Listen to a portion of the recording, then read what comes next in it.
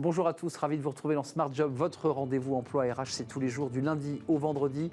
Débat, analyse, expertise et vos rubriques habituelles, évidemment. Bien dans son job, ma petite entreprise est féministe. Et on va en parler avec Maxime Ruzniewski. Il est CEO de Remixed, qui est une application. Il va tout nous expliquer dans quelques instants. Les entreprises s'engagent. La cagnotte solidaire, qu'est-ce que c'est exactement? On en parlera avec Jérémy Sepiedeski, il est consultant de projet chez WePlus. Il fait des images, mais vous verrez, pas seulement. Le cercle RH, comment concevoir les emplois de demain? Ça, c'est un sujet fondamental parce que les emplois de 2030, on ne les connaît pas encore.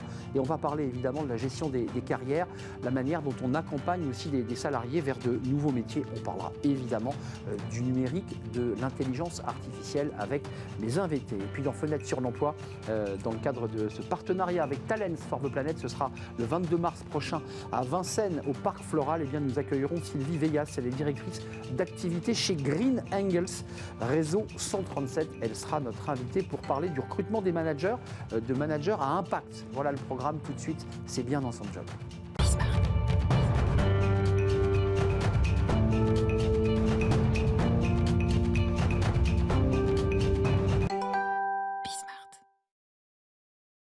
Bien dans son job, on parle bien de toute forme de discrimination à travers un outil incroyable, une application très performante, et on en parle avec Maxime Ruzniewski. Bonjour Maxime. Bonjour. Vous êtes le CEO de Remixed. Alors vous êtes un peu un personnage très protéiforme avec plein de cerveaux parce que vous êtes à la fois écrivain, vous avez un livre, petit manuel du féminisme au quotidien chez Marabout. Il y a quand même un centre et une colonne vertébrale qui vous porte, c'est le féminisme. Vous êtes d'accord, c'est bien ça? Oui, absolument. Ce qui pour moi n'est pas un gros mot. Je veux décontracter tout le monde. Pour moi, le féminisme... parce que là, on se fait tout de suite à... C'est ça, le féminisme, on l'imagine comme quelque chose de très militant, de très activiste. Alors déjà, il faut rappeler que les féministes, c'est grâce à elles qu'on a eu le droit de vote pour les femmes, qu'on a eu l'IVG, enfin des progrès quand même extrêmement importants. Le fait de pouvoir porter un pantalon, donc merci les féministes. Moi, en fait, ce que j'essaye de dire, c'est que le féminisme aujourd'hui, c'est ni plus ni moins d'être pour l'égalité entre les femmes et les hommes. Et aujourd'hui, les entreprises, pour des raisons juridiques, puisque je suis avocat de formation, donc Remixed, c'est beaucoup de droits aussi, ont des obligations qu'il faut respecter. Nous, on les accompagne dans cette démarche pour ne pas après avoir d'amende, etc. Mais c'est aussi des formidables opportunités économiques, déjà pour être bien dans son job, comme le dit le titre de l'émission, ça tombe bien. Mais aussi parce que la parité, l'égalité, la lutte contre le sexisme, ça fait progresser les entreprises. Alors évidemment, il y a les index pénicaux, les entreprises doivent se plier à ces index, ça a plutôt d'ailleurs bien fonctionné. Remixed, c'est la high-tech qui va permettre, grâce à une application, de permettre à qui? D'abord au DRH d'avoir un vrai tableau de bord, d'avoir un vrai suivi. C'est ça l'enjeu. Alors une application sur ordinateur, sur téléphone, qui permet aux salariés d'être sensibilisés sur les sujets diversité et inclusion, égalité femmes-hommes, mais aussi handicap, intergénérationnel, on en parle beaucoup en ce moment, racisme, etc. Toute forme de discrimination. Toute forme de sujets de diversité, inclusion et de discrimination. Et ça permet également au DRH d'avoir en temps réel, comme vous l'avez dit, un tableau de bord avec des datas, ce qui permet de voir au sein de l'entreprise dans quel service se logent les inégalités, les discriminations et comment intervenir après. Et puis ça permet aussi de surveiller qui fait les parcours, qui ne les fait pas, parce que comme l'a rappelé la jurisprudence récemment, une entreprise qui fait son devoir de sensibilisation, on ne pourra pas l'accuser demain de ne pas être intervenue. Donc à l'impossible d'une tenue, ça ne marche pas ici. Et on voit l'avocat aussi, c'est l'idée que l'entreprise se protège aussi en disant Exactement. Je vous ai donné les outils nécessaires pour pouvoir agir. Juste faisons une petite parenthèse parce que c'est sur l'appli et c'est presque, j'allais dire, vous le dites vous-même, c'est le produit d'appel qui montre qu'on peut rire, on peut faire de la formation tout en riant, tout en étant un peu décontracté. Alors, on rigole de nos biens inconscients. On rigole pas des sujets qui sont extrêmement sérieux. Ce n'est pas de la moquerie, non, on est d'accord. On a décidé, en fait, avec les spécialistes des sujets, mais aussi avec des professionnels de l'audiovisuel, de créer une série, parce que tout le monde regarde des séries aujourd'hui, et il y a beaucoup de gens, notamment beaucoup d'hommes, qui ont du mal avec ces sujets de diversité et inclusion, il faut bien le dire. Et les chefs d'entreprise, les DRH, ont du mal à parler de ces sujets. Donc nous, on s'est dit, on va être très sérieux sur le fond, mais sur la forme, on va renouveler. Donc ça donne cette série dont vous avez, je crois, un petit extrait. Maxime, vous êtes un homme de l'audiovisuel, vous avez fait votre propre lancement. on est d'accord? Eh bien, on va la regarder. Sur la progression de la vente de poterie dans la Siliconus Valex. Franchement, nickel ta presse. Ils vont être bluffés là. Ouais, enfin si j'arrive à en placer une, parce qu'entre le boss, Krog et Pyrex, c'est pas gagné. Attends, faut que tu t'imposes. Ah mais c'est facile à dire pour toi, t'es un sapiens mâle. T'as eu leur respect d'emblée. Moi, il faut que j'en fasse 2 fois plus pour qu'ils me considèrent. Hein. Oh, t'exagères. Ah non, tu vois, ça fait 10 ans que je bosse ici. Et continue à me demander de faire le kawa ou à me complimenter sur ma peau de bête. Ah, ils sont d'une autre ère. Ils sont toujours pas habitués à avoir une femelle sapiens avec autant de responsabilités. Voilà. Mais c'est en train de changer. Ah bon, tu trouves? Mais moi, j'ai pas l'impression que le sexisme soit en voie d'extinction dans les grottes de travail. Hein. Bon, c'est génial parce que finalement, vous prenez des codes, vous disruptez, ils sont habillés en peau de bête. C'est le retour à l'homme primitif, c'est ça que vous nous envoyez aussi. Oui, un petit clin d'œil. Un petit clin d'œil, quoi. Voilà, on n'est plus là maintenant, on est au 21e siècle, il serait temps de progresser. Ouais. Mais surtout, en fait, ça apaise un peu le sujet. C'est-à-dire, on se dit, voilà, les sujets sont sérieux, le sexisme c'est sérieux, mais la manière dont on en parle peut changer, peut évoluer. L'idée de marier le numérique, la tech, parce que c'est ça aussi la nouveauté de cette appli. Avant, les DRH, ils avaient quoi avant Remix? Ils avaient des tableaux de bord à la main, ils avaient des tableaux Excel. Parce que vous dites qu'il faut adresser les endroits là où ça... Ils avaient une vision un peu globale, mais pas aussi fine que... On va dire qu'aujourd'hui, les outils sont très désuets. Vraiment, là, ça commence à changer, mais il faut équiper les RH, il faut équiper les chefs d'entreprise. Nous, on accompagne tout type de boîtes, des TPE, comme la Société Générale, Natixis. On vient d'apprendre qu'on allait former nos militaires de l'armée de l'air, donc vous voyez que ça s'adresse vraiment à tout le monde. On peut être disruptif et s'adresser aussi aux militaires.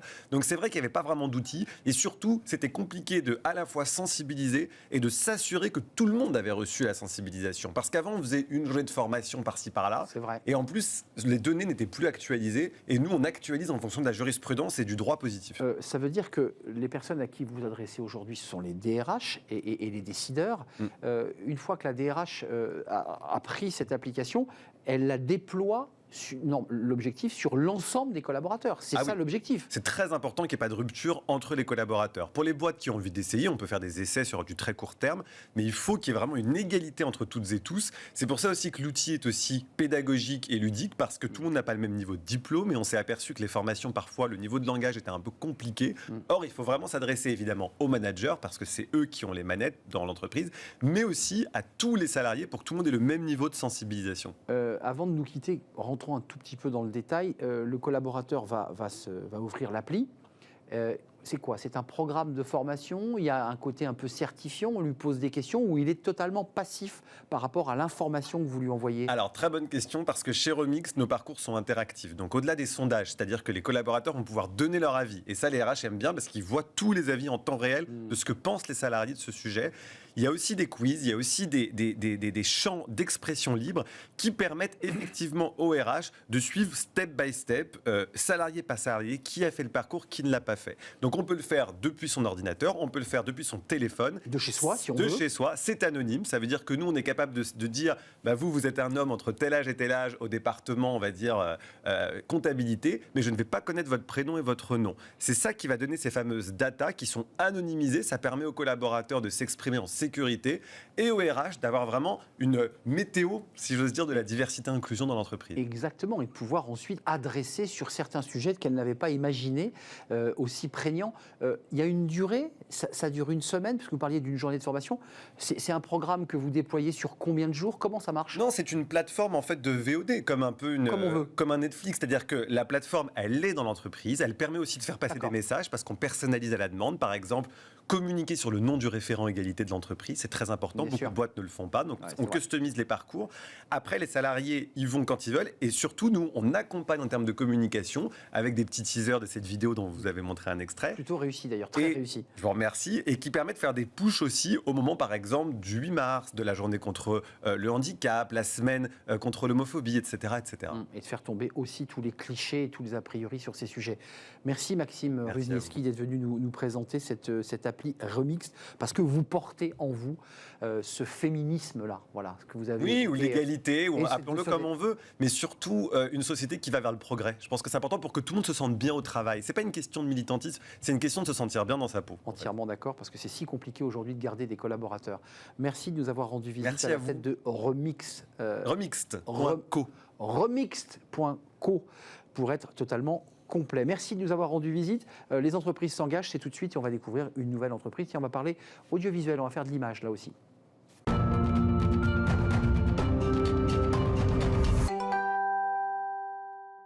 Les entreprises s'engagent avec une entreprise qui s'engage. On va parler de la cagnotte solidaire, on va parler de vidéos à destination d'associations qui n'ont pas forcément les moyens de créer leur communication. Et on en parle avec Jérémy Sepielewski. Bonjour Jérémy. Bonjour. Consultant de projet chez WePlus, entreprise Tourangelle, entreprise qui fait de la vidéo, corporate, qui accompagne les entreprises dans leur stratégie de communication audiovisuelle, c'est bien cela ? Exactement. Mais ce qui est très intéressant, c'est que vous êtes entré dans le cercle, ce vaste réseau des entreprises qui s'engagent. D'abord, pourquoi ce choix ? Et puis, qu'est-ce que vous déployez justement dans le cadre de ce réseau ?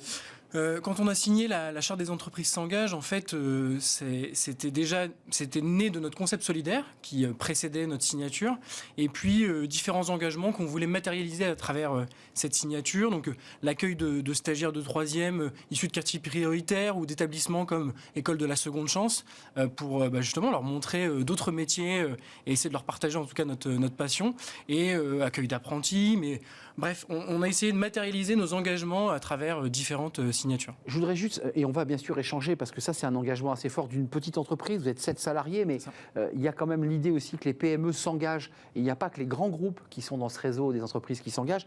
Une vidéo, vous allez pouvoir nous en parler, on va la découvrir. Alors celle-ci avec ce garçon sur cette image qui est en train de quoi faire d'ailleurs ?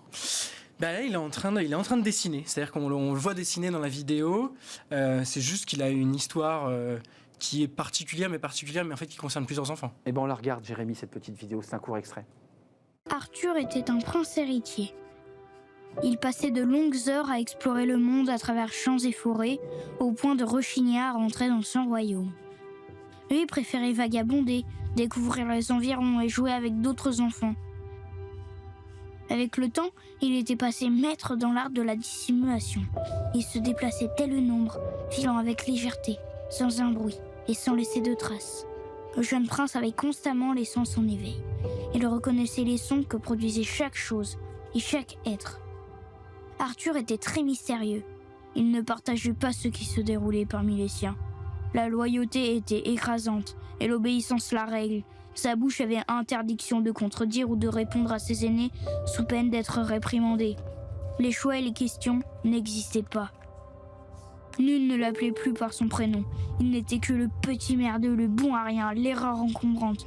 Le roi et la reine le mettaient à l'épreuve quotidiennement. Sa jeune armure se fragilisait et changeait de couleur, passant du bleu au jaune. L'enfant avait appris à encaisser et à serrer les dents pour étouffer ses cris de douleur. Depuis longtemps, il avait constaté les silences des autres, ceux de la famille, des voisins, des passants. À quoi bon crier quand personne ne vous écoute ?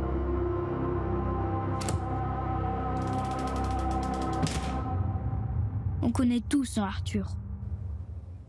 C'est très fort, Assez, oui. c'est très émouvant. Ouais.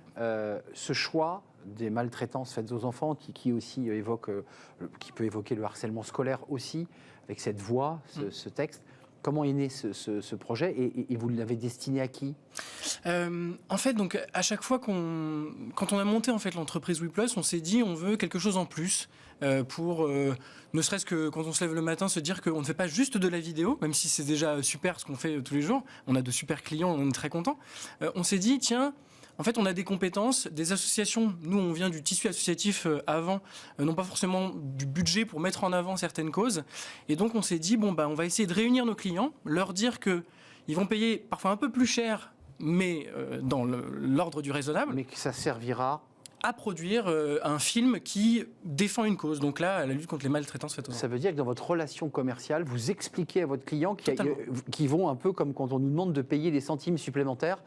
Vous dites, voilà, est-ce que vous acceptez ? Oui, je paye et ça ira à l'association.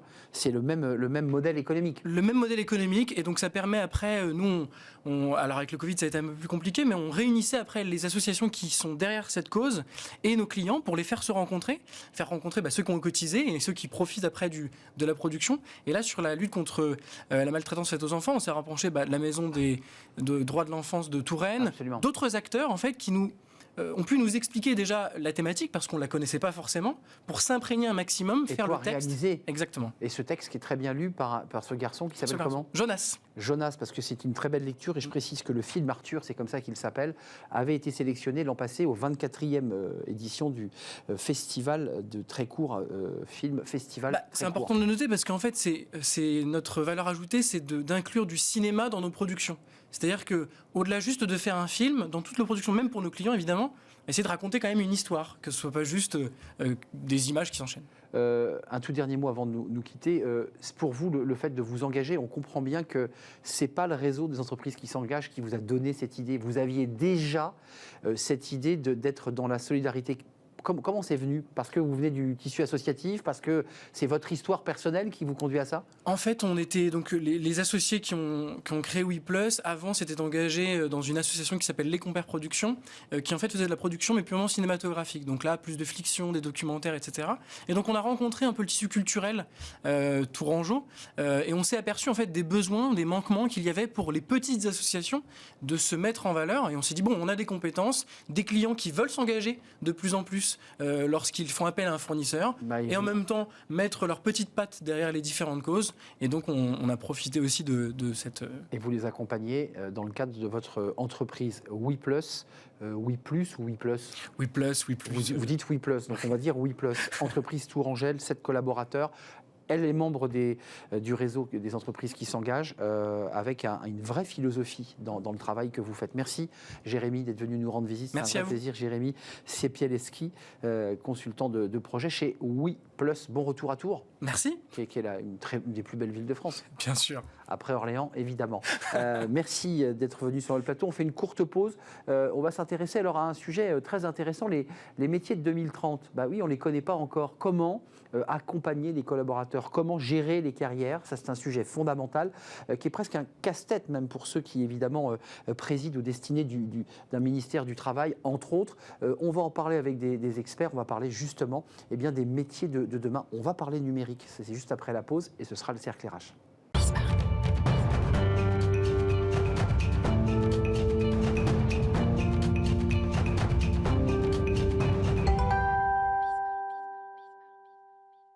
Le cercle RH pour parler aujourd'hui dans notre débat des emplois de demain et donc des emplois d'aujourd'hui dans l'accompagnement des carrières. C'est vrai que c'est compliqué. Ceux qui font des moteurs thermiques vont peut-être devoir faire des moteurs électriques et de la formation. Puis les métiers de 2030, c'est ce qu'on nous dit, on ne les connaît pas encore. Il y a des métiers dont on ne connaît pas encore l'existence.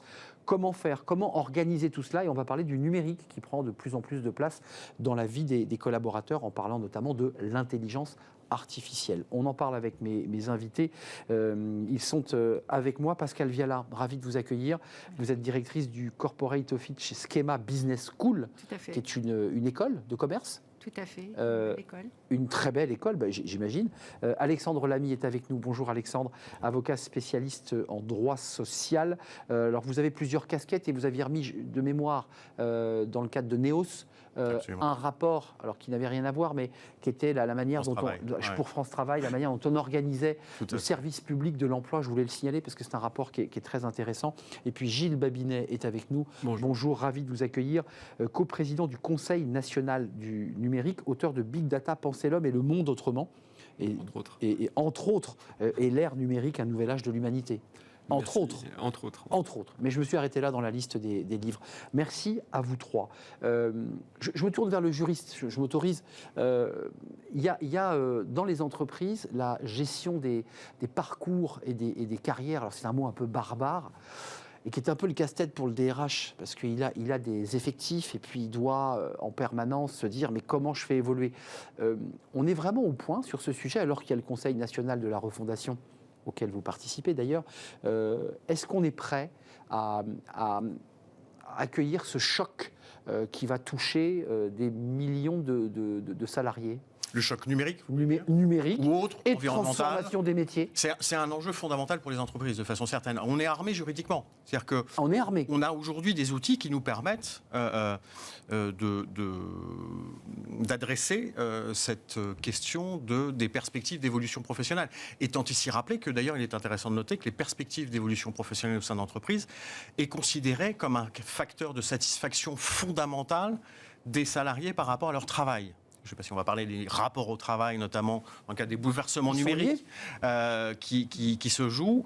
Mais en tout cas, on est armé. On a l'accord de gestion des emplois et des parcours professionnels qui constitue aujourd'hui la pierre angulaire de la politique sociale de l'entreprise, dans le cadre duquel on est invité à se projeter à horizon 3 ans sur les perspectives d'évolution de l'activité, les évolutions qui vont bouleverser mon activité et les moyens que je mets en place pour accompagner ces bouleversements et accompagner les salariés. Non, mais Gilles Babinet et évidemment Pascal Vial, il y a une petite question sous la question, parce que quand on a vu qu'on repoussait un peu plus loin le transfert des voitures thermiques du thermique vers l'électrique, certains se sont dit, mais c'est parce que globalement, on a un problème aussi de gestion du personnel dans les usines et qu'on n'est pas capable de pouvoir faire cette bascule sur le plan de la gestion des carrières. Peut-être me trompais-je? Non, moi je suis tout à fait d'accord avec vous. C'est-à-dire qu'on a un véritable problème de compétences. Ce pays, par exemple, comme d'ailleurs pas mal de pays occidentaux, a plutôt une attrition de son nombre d'ingénieurs. On forme depuis à peu près le milieu des années 70 un peu moins de 40 000 ingénieurs par an, et c'est insuffisant. Et puis au-delà de ça, il y a eu depuis les années 90 la perception que ce qui était la chose industrielle était plutôt une force aliénante. Et donc, on s'est dirigé vers des métiers de service. Exact. Et la France s'est fortement désindustrialisée, plus que tout autre pays de l'OCDE, il faut le savoir. Et elle accélère. Tribune du ministre de l'Industrie dans le JDD qui dit mais on n'a jamais autant refaire venir l'industrie en France. Alors, oui, il faut quand même toute proportion garder. C'est-à-dire qu'on est aux alentours de 10,8 du PIB qui est d'origine industrielle. Et depuis 3 ans, on a probablement repris à peu près 1,5 point de PIB. C'est quand même pas le bout du monde. Il faut savoir qu'on était aux alentours de 23% du PIB au début, à la fin des années 60. Donc et ce problème est un problème aigu parce que, comme vous l'avez souligné, on a une double révolution, une révolution environnementale et une révolution numérique. Et qu'il y va à la fois de notre capacité finalement à vivre dans un monde agréable ou vivable demain, et puis de préserver notre souveraineté. Et socialement agréable à vivre aussi, puisqu'il y a des tensions aussi sur les salaires et sur le rapport au travail. Ça, c'est un casse-tête pour les écoles, parce qu'elle met en place des programmes pour ses étudiants, mais on vous dit, oui, mais attendez, c'est bien ce que vous faites, mais peut-être que dans 10 ans, ce que vous leur apprenez là, ça leur servira plus à rien. Alors, c'est extrêmement angoissant, cette idée-là, quand même. En fait, il faut penser le problème différemment. Et nous, c'est ce que l'on cherche à faire au niveau de l'enseignement supérieur. Un des axes forts pour appréhender la transformation, c'est notamment ce qu'on appelle l'hybridation des compétences. Donc, si on prend l'exemple des écoles de commerce, ce que l'on fait de plus en plus, c'est à la fois s'assurer que l'ensemble des étudiants comprennent la science des données, l'IA, pour la création de valeur, puisque quand on parle d'école de commerce, on parle de chaîne de valeur, de création de valeur. Donc c'est quelque chose qui est fondamental. Donc il y a cette première dimension-là pour préparer le monde de demain. Et la deuxième dimension, c'est bien évidemment dans le cadre de la formation, au-delà de faire comprendre le fonctionnement d'une entreprise, c'est d'habituer les jeunes à s'adapter à un environnement qui bouge et donc à être en capacité de faire de l'analyse critique. Donc vous leur apprenez à être agile plus qu'à être compétent finalement. En fait, l'agilité est une compétence. Attention, surtout sur le plan RH. C'est vrai. Oui, ça fait partie tout à fait des choses sur lesquelles il faut qu'on les fasse travailler. On aurait fait ce débat il y a 10 ans, vous n'auriez pas eu ce discours-là. J'ai le sentiment que ça s'accélère énormément sur ce sujet-là. C'est vrai. La transversalité, l'idée qu'on doit être agile, adaptable. C'est vrai. C'est vrai, c'est quelque chose, de plus en plus, en fait, on travaille à la fois la notion de compétence et de connaissance, alors qu'historiquement, l'enseignement supérieur a souvent été, il y a bien longtemps, axé sur la connaissance, qui est un concept assez différent. Je recherchais, Alexandre Lamy, je vais retrouver cette petite lettre envoyée par Olivier Dussopt dans le cadre de ce Conseil national de la refondation, dans lequel il y a des pôles consacrés justement au travail. Vous faites partie de ces pôles. Il disait c'est une manière aussi de penser le monde qui nous attend, sauf que c'est en fait impossible. Vous dites, on est armé juridiquement, mais les métiers dans 15 ans, on ne les connaît pas. Non, les métiers je veux dire, ça génère quand même certaines angoisses existentielles pour le dirigeant. Ça suscite des questionnements, mais en revanche, et je rejoins les propos que vous teniez, on est armé juridiquement pour pouvoir répondre, c'est ce que je disais, et on est armé aussi sur l'identification des compétences qui vont devoir être mobilisées demain. On sait aujourd'hui qu'un des aspects essentiels de l'accompagnement des collaborateurs dans leur perspective d'évolution professionnelle, c'est le développement des compétences qui ne sont pas automatisées démocratisables. C'est ça. Des compétences, ce qu'on appelle Les soft skills, on en revient à l'agilité. Les fameuses. On revient à ces notions qui sont aujourd'hui des notions fondamentales. Donc, on sait les identifier et on sait comment les accompagner. Et encore pour ça, pour vous simplement prendre un Alexandre, exemple. je vous coupe, mais j'entendais quand même Gilles Babinet qui nous dit bon, très bien, on a perdu en industrie, c'est-à-dire qu'on n'a plus de soudeurs, on n'a plus de plombiers, on n'a plus de gens qui soudent nos centrales nucléaires, c'est-à-dire qu'on a des gens qui sont sûrement très agiles, mais aujourd'hui, le chantier naval, il cherche des soudeurs. Enfin, je veux dire, ce sujet-là, il est posé quand même. Absolument. Non. Et ça l'IA n'y fera rien, hein, la main d'un soudeur. Oui, alors après, il y a une dimension temporelle, c'est-à-dire qu'on a besoin de compétences probablement dans une période d'une dizaine, d'une vingtaine d'années, qui sont des compétences extrêmement techniques. Et c'est vrai que je pense que les grandes nations sont celles qui sont capables de voir loin. On observe ça beaucoup en Asie. Hein. La Chine, la Corée, ce sont des pays qui ont posé des plans stratégiques d'assez long terme. Et je pense qu'on serait bien avisé de le faire effectivement sur la façon dont les métiers vont évoluer avec l'intelligence artificielle. Pendant que je vous tiens, parce que ça impacte le Conseil national de refondation, il y a des secteurs, des pans entiers, notamment dans les professions libérales, je pense aux comptables, je pense aux notaires, je pense à tous ces métiers de contrôle. dont déjà on sait, là on a une visibilité, qu'ils vont disparaître. Je dirais les petites mains des cabinets. Non. Je ne suis pas du tout... Alors moi, ça s'écrit, hein. On oui, entend... je lis beaucoup de choses, effectivement, mais si vous voulez, la peur ludiste de la disparition du travail, elle existe depuis le début de l'ère moderne. Hein, c'est-à-dire qu'à chaque fois que vous avez une technologie qui arrive, il y a eu des débats passionnants sur la construction de la voie de chemin de fer qui partait de Boston et qui finissait à San Francisco. Où les gens disaient mais c'est le pire catastrophe qu'on peut faire, c'est ça, parce que ça nourrit plein de gens, les diligences, tous ces trucs-là. Bien sûr. Bon, voilà, aujourd'hui, avec le recul, on se dit c'est tout à fait aberrant. La réalité, c'est que, je ne veux pas être très technique, mais le sujet, c'est un sujet d'antitrust. C'est-à-dire de faire en sorte que la valeur ne soit pas captée par les plateformes. Et ces plateformes vont amener énormément de valeur. Si on les laisse faire, elles vont capitaliser. C'est déjà le cas. C'est déjà largement le cas. C'est le cas des GAFAM. On n'a pas fait le travail. Et là, tout d'un coup, vous avez un gain productif permis par ces plateformes qui est absolument monumental. Le vrai sujet, c'est de faire en sorte qu'il y ait de la concurrence et que cette valeur redescende sur des gens qui accroissent leur productivité, que ce soit des médecins, des comptables, de ce que vous voulez. Je ne crois pas que les comptables vont disparaître. Je ne crois pas que les contrôleurs de gestion vont disparaître. C'est bien de l'entendre. Vous non plus. Mais en revanche, je pense que... Mais certains comptables vous disent, moi j'ai peur de disparaître. Regardez, ces métiers-là, ça fait 20 ans, 30 ans qu'on dit qu'ils vont disparaître. Et ils sont là. J'étais au conseil d'administration d'EY, je peux vous dire, la boîte, elle croît de 10% par an. Donc il n'y a pas de sujet, quoi. Vous êtes d'accord? Parce que moi, j'entends des experts comptables, des notaires qui disent les métiers intermédiaires, l'IA va pouvoir... C'est le propre de... On va régler le problème avec l'IA, on va mettre de la data, et puis grâce à ça, on aura des process. Alors, ChatGPT ou GPT 4, puisque je crois qu'il y a un débat sur ce sujet, vous n'y croyez pas? Parce qu'il y a quand même des Français là, qui se disent mais mon métier, dans 15 ans...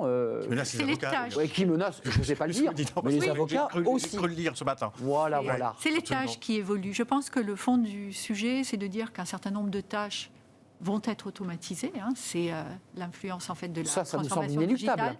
Ça, c'est inéluctable, mais ça ne veut pas dire que les métiers disparaissent. Ça veut dire qu'ils évoluent. Et finalement, ce que le collaborateur va faire, c'est développer de nouvelles compétences pour apporter une nouvelle valeur à son client. Donc de la formation pour l'accompagner. Bien sûr, mais si on revient à l'exemple que vous donniez sur la comptabilité et l'audit, c'est des métiers qui vont certainement ne pas disparaître et au contraire continuer à croître en ayant une posture d'accompagnement, de conseil, de service, de regard, de service, de vision projective en fait.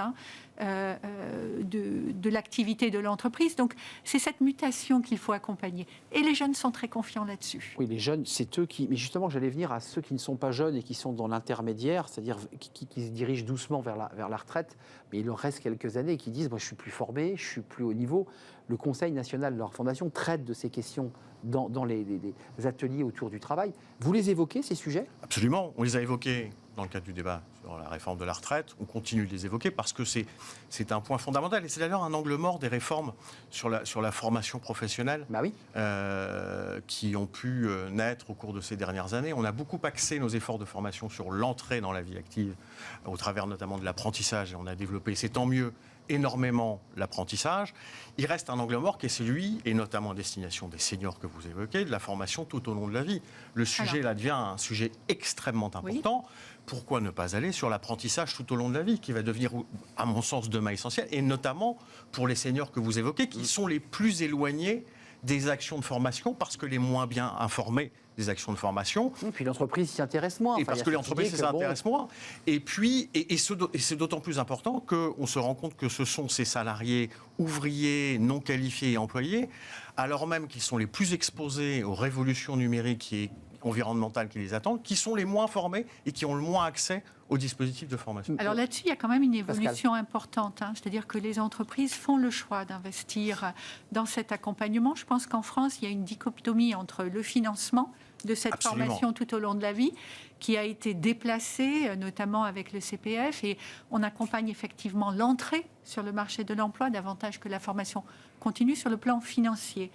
Mais les entreprises, et beaucoup dans une démarche de responsabilité sociale et sociétale, commencent à investir de manière assez forte, massive, sur le repositionnement et le développement de nouvelles compétences pour leurs collaborateurs. C'est ce que disait Gilles, excusez-moi, c'est ce que disait Allez-y, Gilles Alexandre. sur la faculté des grandes nations à se projeter. Ouais. C'est la même chose pour l'entreprise. Enfin, je lisais en creux que la France avait du mal un peu à se projeter, qu'elle avait peut-être des difficultés à projeter et donc à nous projeter, nous les salariés, en se disant, voilà, la perspective, c'est ces métiers-là, c'est ces secteurs. Est-ce qu'on a aujourd'hui une visibilité? Alors, on n'est plus dans la data et le plan quinquennal, mais est-ce qu'on est en capacité de dire, voilà, il y a quelques secteurs sur lesquels il faut mettre le paquet et accompagner les salariés? Oui. Alors, il y a deux choses. Il y a effectivement les domaines dans lesquels on peut aller. La France a un peu tendance à vouloir courir après les trains qui sont déjà partis, c'est-à-dire faire des moteurs de recherche pour concurrencer Google et des choses comme ça. Mais malgré tout, on essaye aussi d'aller sur le quantique, le cyber, l'intelligence artificielle. Et il faut accepter de prendre des risques. C'est-à-dire que on ne peut pas copier et espérer de faire l'innovation incrémentale dans un environnement qui est en bouleversement total, qui fait de l'innovation de rupture sans cesse. On fait comment? Eh ben, il faut aller sur, par exemple, dans l'intelligence artificielle, il y a tout un tas de domaines qui sont des domaines peu explorés, qui ont un potentiel important.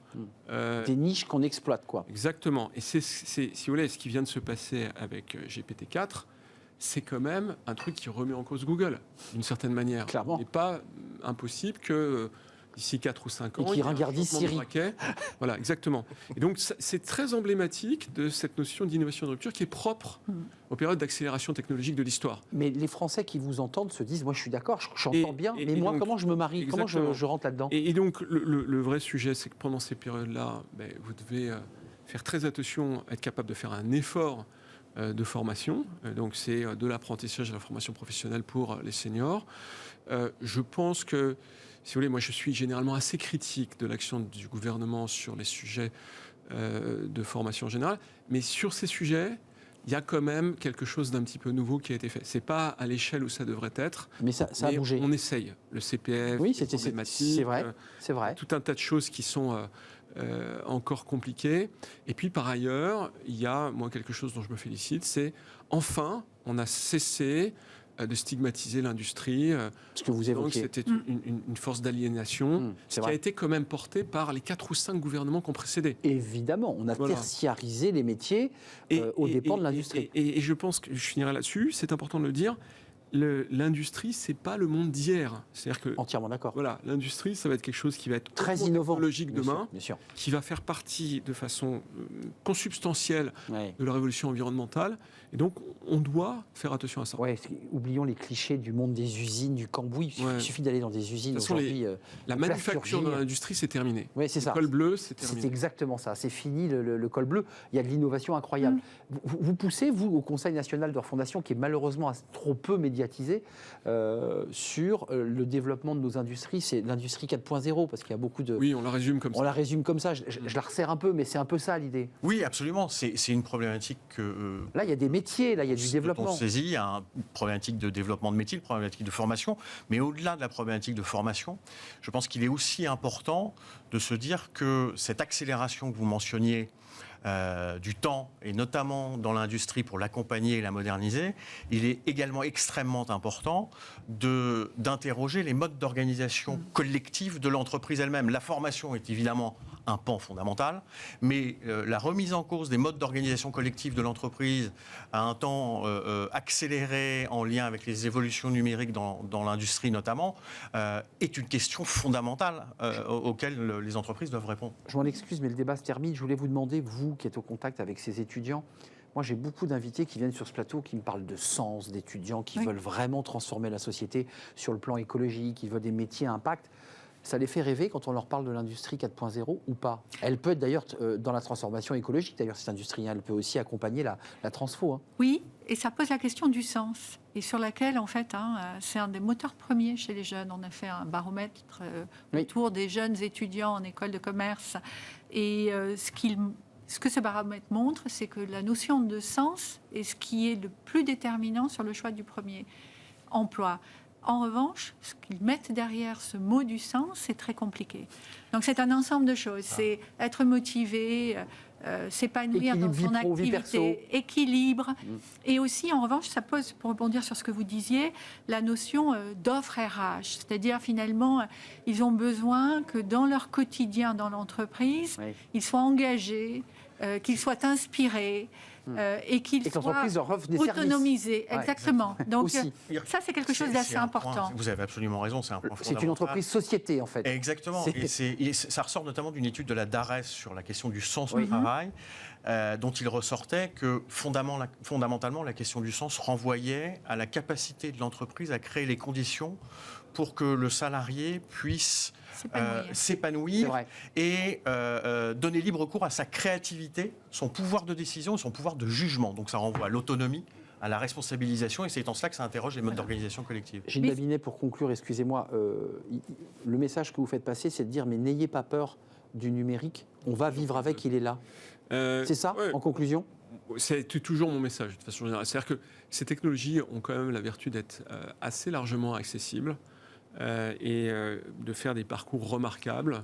Et si vous voulez, ça a été d'ailleurs en filigrane évoqué, mais moi je pense que la France, elle a une vraie opportunité à prendre, probablement en situant la convergence d'un monde où l'aspect social sera relativement présent et où on pourra mixer les technologies numériques et les technologies d'environnement. Merci à vous trois. Je serais resté un peu plus longtemps avec vous parce que j'avais plein d'autres questions à vous poser. Merci à vous, Gilles Babinet, coprésident du Conseil national numérique. Je précise que vous êtes aussi entrepreneur. Vous avez créé dès l'âge de 22 ans, si je ne m'abuse, 21 ans, vous voyez, des entreprises. Merci d'être venu sur notre plateau. Merci à vous, Pascal Viala, directrice du Corporate Office chez Schema Business School, avec ce baromètre à découvrir sur votre site, sur cette génération Z dont on parle beaucoup et que vous avez en quelque sorte auditionné ou audité. Merci Alexandre Lamy, avocat spécialiste en droit social, avec ce rapport. Allez le voir, ce rapport sur la manière dont on organise la politique publique de la formation et de l'accompagnement des demandeurs d'emploi notamment. Merci à vous trois. On termine avec Fenêtre sur l'emploi et j'accueille dans quelques secondes mon invité.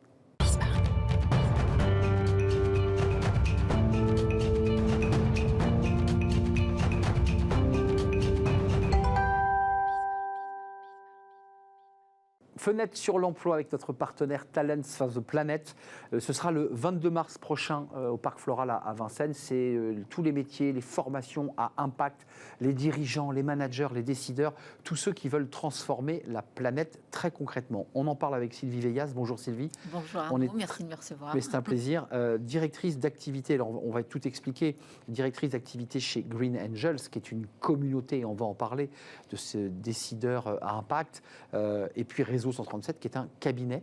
Alors d'ailleurs, les deux se parlent. Oui. Le cabinet, c'est un cabinet qui fait quoi, qui place des managers qui sont dans la transition, formés pour cela? Oui, alors notre cabinet Réseau 137, c'est un cabinet de managers de transition, donc dirigeants, dirigeantes formés, plus que formés, qui ont un vrai parcours en entreprise auparavant et qui interviennent de manière très ponctuelle sur une durée limitée pour réaliser des missions chez nos clients. Donc ça, c'est le management de transition classique.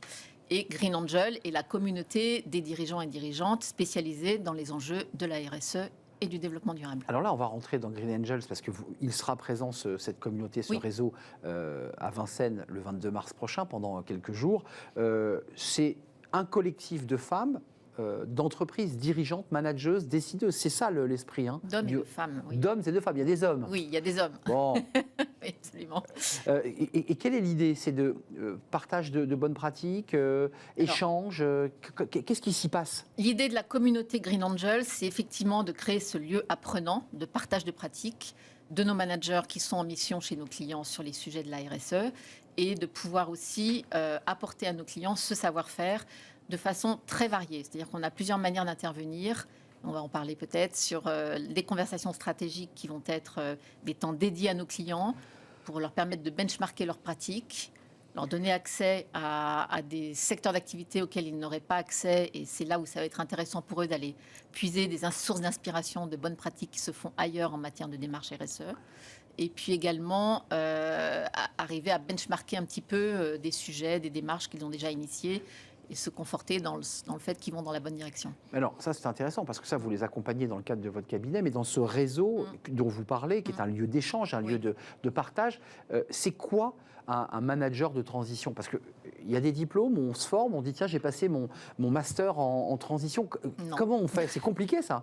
Non, on ne se forme pas. On sélectionne ces managers sur des soft skills bien identifiés. Et oui, donc il faut quand même avoir un diagnostic. Un savoir-faire, dans la conduite du changement, dans cette capacité à avoir une vision 360 des organisations, également à travailler de manière très transverse, à établir très vite un diagnostic pour être dans l'action.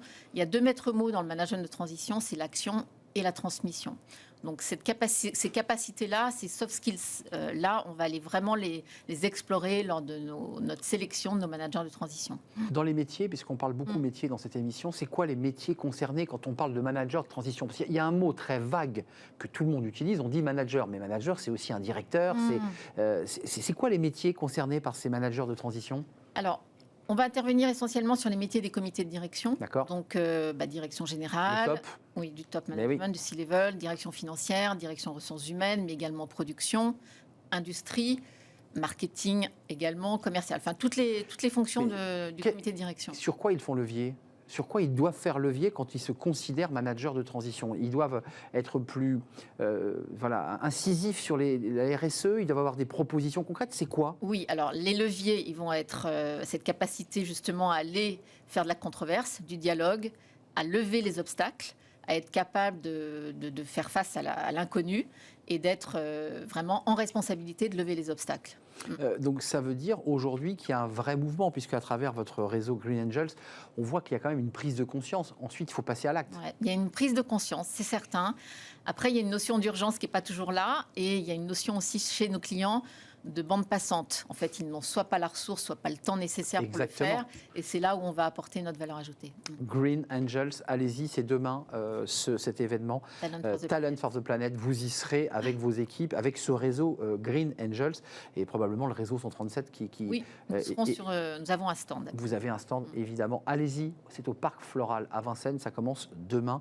Les métiers à impact, les formations à impact pour concrètement changer, ou en tout cas limiter la casse, pour le dire avec optimisme. Merci à vous Sylvie Veillas, directrice d'activité Green Angels et Réseau 137, qui est un cabinet. C'est un vrai plaisir de terminer cette émission avec vous. Merci à vous, merci à toute l'équipe qui m'a accompagné pour faire cette émission. Merci à Kylian pour la réalisation, merci à Saïd pour le son, merci à notre équipe de programmation Nicolas Juchat et Laure Hélène, évidemment que je salue. Merci à vous, à très bientôt, bye bye.